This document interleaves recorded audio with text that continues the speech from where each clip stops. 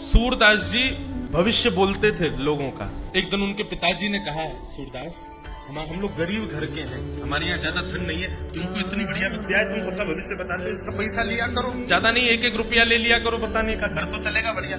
सूरदास जी बोले, पिताजी क्षमा करो, ये विद्या मुझे जन्म से है, मतलब इस विद्या को मुझे ठाकुर जी ने सिखा के भेजा है, भगवान के द्वारा सिखाई गई विद्या से मैं व्यापार नहीं कर सकता। और इसी वजह से सूरदास जी के परिवार के लोगों ने उनका त्याग कर दिया।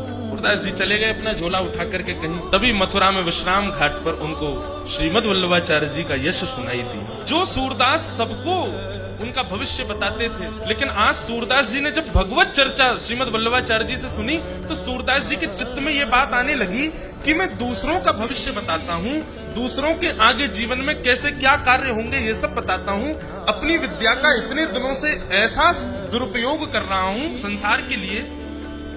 अगर मैंने इस विद्या का सदुपयोग किया होता कृष्ण लीला का चिंतन करने में, तो मुझे देखना आता है, मैं भविष्य देख सकता हूँ, मैं पूर्व का भूतकाल देख सकता हूँ, मैं वर्तमान देख सकता हूँ। दृष्टि भले ही मेरे पास नहीं है, पर मेरे पास विद्या तो है। मैंने अपनी इस विद्या से कभी कृष्ण लीला का चिंतन क्यों नहीं किया? श्रीमद वल्लभाचार्य जी की वाणी सुनते ही सूरदास जी के चित्त में आया कि मैं अपनी विद्या से ठाकुर जी की लीला का चिंतन करूं। और उसी दिन भारतवर्ष को एक दिव्य कवि की प्राप्ति हुई, जिनका नाम था भक्त श्री सूरदास।